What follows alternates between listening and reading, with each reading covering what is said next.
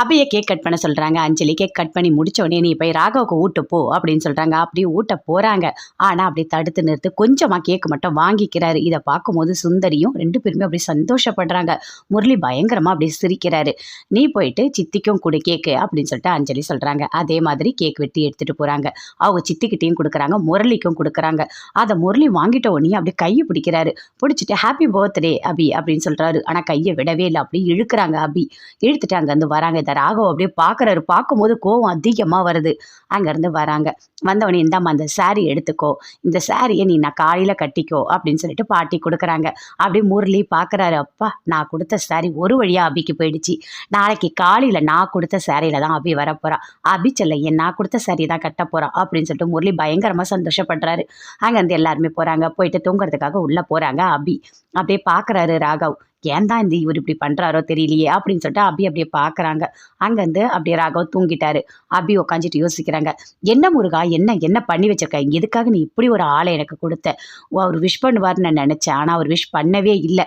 சரி என்ன ஃபஸ்ட்டு பண்ணணும்னு நினைக்கிறாரோ என்னவோ, இல்லை அப்புறம் பண்ணலான்னு நினைக்கிறாரோ என்னவோ தெரியலையே அப்படின்னு சொல்லிட்டு அபி அப்படியே யோசிச்சுட்டே இருக்காங்க. கண்டிப்பாக அவர் விஷ் பண்ணுவார் என்னவோ அப்படின்னு சொல்லிட்டு அப்படியே படுக்கிறாங்க. படுத்துட்டு காலையில் எழுந்துக்கிறாங்க. எழுந்துட்ட உடனே குளிக்கிறதுக்காக போகிறாங்க. அப்போ ராகவும் வராரு. வந்த உடனே நான் தான் ஃபஸ்ட்டு போவேன்னு சொல்லிட்டு 2 பேருமே மாற்றி சண்டை போட்டுக்கிறாங்க. அப்போ ராகவ் சொல்கிறாரு, எனக்கு ஆன்லைன் மீட்டிங் இருக்குது, நான் தான் ஃபஸ்ட்டு குளிக்கிறோம், வழி விடு அப்படின்னு சொல்கிறாரு. என்ன ஆன்லைன் மீட்டிங்னா ஏன் குளிச்சுட்டு தான் போய் அட்டன் பண்ணணுமா? நான் அப்படியே போய் அட்டன் பண்ணுங்க போங்க அப்படின்னு சொல்லிட்டு அப்படி சொல்கிறாங்க. இங்கே பாரு நான் தான் குளிக்கணும் அப்படின்னு சொல்கிறாரு. இங்கே பாருங்கள் இன்னைக்கு எனக்கு தான் பர்த்டே, நான் தான் குளிக்கணும், வழி விடுங்க அப்படின்னு சொல்லிட்டு மாற்றி 2 பேருமே சண்டை போட்டுகிட்டே இருக்காங்க. அப்பயும் விடவே இல்லை. ராகவ் கதவை பிடிக்கிறாரு. அதே மாதிரி அபியும் பிடிக்கிறாங்க. அப்படியே அடிக்கிறாங்க. கையில் வச்சிருந்த புடவையில் அப்படியே அடிக்கிறாங்க. அடிக்கும் போது புடவை ஆணியில் மாட்டிடுச்சு. ஐயோ அப்படின்னு சொல்லிட்டு அபி அப்படி கத்துறாங்க. ஏங்க அப்படி பண்ணீங்க பாருங்க, உங்களால் புடவை கிழிஞ்சிடுச்சு. பாட்டி எனக்காக கொடுத்த புடவை எதுக்காக கிழிச்சிங்க? வர கோவத்துக்கு என்ன பண்ணுறதுன்னு எனக்கு தெரியல அப்படின்னு சொல்லிட்டு அபி அப்படியே கத்துறாங்க. போங்க போயிட்டு உள்ள ஒரு புடவை நீங்களே பார்த்து எடுத்துட்டு வாங்க போங்க அப்படின்னு அப்படி சொல்கிறாங்க. அதே மாதிரி போயிட்டு ராகவ் ஒரு புடவை எடுத்துகிட்டு வந்து கொடுக்குறாரு. அபி அந்த புடவையை அப்படியே பார்க்குறாங்க. பார்க்கும்போது ராகவ் அப்படியே பார்க்குறாரு. பாத்ரூம் கதவு திறந்துருக்கா, உள்ளே போயிடலாமா அப்படின்னு சொல்லிட்டு அபியும் பார்க்குறாங்க. அப்படியே தாப்பால் போடுறாங்க. ஓப்பன் பண்ணிட்டு உள்ளே போகிறாரு. அப்படியே கத்துறாங்க. அபி ஏன் உள்ளே போனீங்க, எதுக்காக இப்படி பண்ணீங்க, இந்த மனுஷன் திருந்தவே மாட்டார் அப்படின்னு சொல்லிட்டு அபி அப்படியே பார்க்குறாங்க. சாரி நல்லா தான் செலக்ட் பண்ணியிருக்காரு அப்படின்னு சொல்லிட்டு பார்த்துட்டு இருக்காங்க. 2 பேருமே சேர்ந்து ரெடி ஆகிட்டு வெளியே வராங்க. வெளியே வந்தோடனே பாட்டி இருக்காங்க.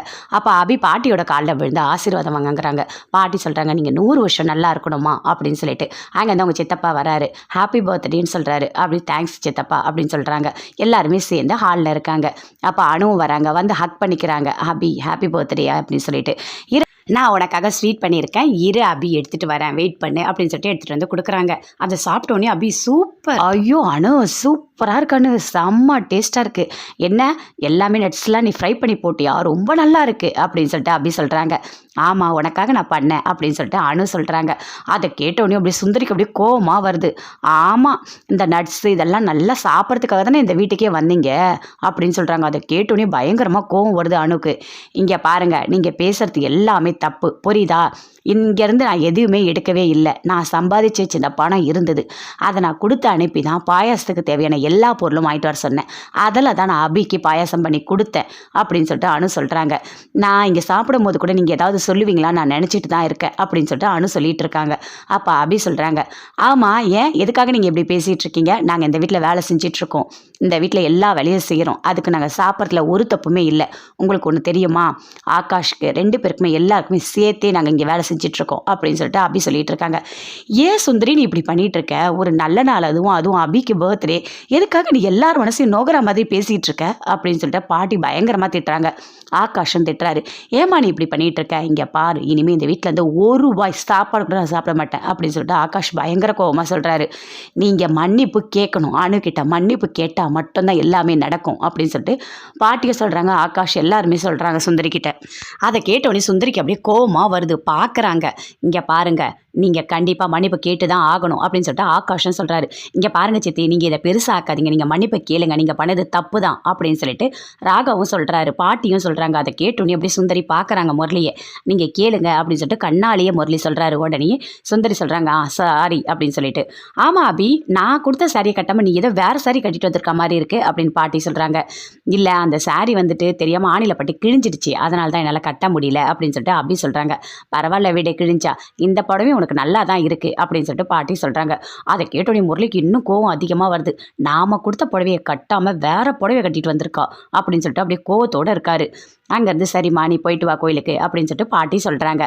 2 பேருமே சேர்ந்து கோயிலுக்கு போகிறாங்க. கோயிலுக்கு போகும்போது அப்படியே யோசிச்சுட்டே வராங்க. ஆமாம் நானும் பார்த்துக்கிட்டே இருக்கேன், இவரும் காலையிலேருந்து சொல்லுவார்னு ஒரு விஷ் கூட இவர் பண்ணவே மாட்டுறாரு. கண்டிப்பாக இன்னைக்குள்ளே இவர் பண்ணியே ஆகணும். அப்படி பண்ணால் மட்டும்தான் என் மேலே இவருக்கு எவ்வளோ பாசம் இருக்கிறது நான் தெரிஞ்சுப்பேன் அப்படின்னு சொல்லிட்டு அப்படி யோசிச்சுட்டே வராங்க. அங்கே அந்த கோயிலுக்குள்ளே வராங்க. போயிட்டு தேங்காய் எல்லாமே வாங்கிட்டு வராங்க. வாங்கிட்டு வரும்போது அப்படி யோசிச்சுட்டே வராங்க. முன்னாடி போகிறாரு. ஆமாம் என்ன பண்ணி வச்சிருக்காரு இவர், என்றைக்குமே திருந்தவே மாட்டார். எப்போ பார்த்தாலும் ஒரு பொண்டாட்டி ஒரு சந்தோஷமாக வச்சுக்கலாம் கூட பரவாயில்ல, ஒரு விஷ் பண்ணுறதுக்கு என்ன அது என்ன பெரிய விஷயமா என்ன, அது கூட இவரால் பண்ண முடியல அப்படின்னு சொல்லிட்டு அப்படியே யோசிச்சுட்டே கண்ணை மூடிட்டு கண்டிப்பாக பண்ணுவார் அப்படின்னு சொல்லிட்டு அப்படியே கத்துறாங்க கோயிலில். அப்படியே ராகவ திரும்பி பார்க்குறாரு. அப்படியும் கண்ணை திறந்து பார்க்குறாங்க. ஐயோ நம்ம வந்து கத்திட்டோமோ அப்படின்னு சொல்லிட்டு அப்படியே பார்க்குறாரு. எதுக்கு இவ இப்படி கத்திட்டு இருக்கா அப்படின்னு சொல்லிட்டு ராகவ பார்க்குறாரு. அங்கே வந்து அபி எதுவுமே சொல்லலை. அப்படியே அமைதியாக வராங்க. வந்து 2 பேருமே சேர்ந்து சாமிக்கிட்ட கொடுத்து எல்லாமே அந்த பூஜை எல்லாமே பண்ணுறாங்க. பண்ணிவிட்டு சாமி கும்பிடுறாங்க. அப்படியே ராகவ பார்க்குறாரு. அபிக்கு கோவமாக வருது.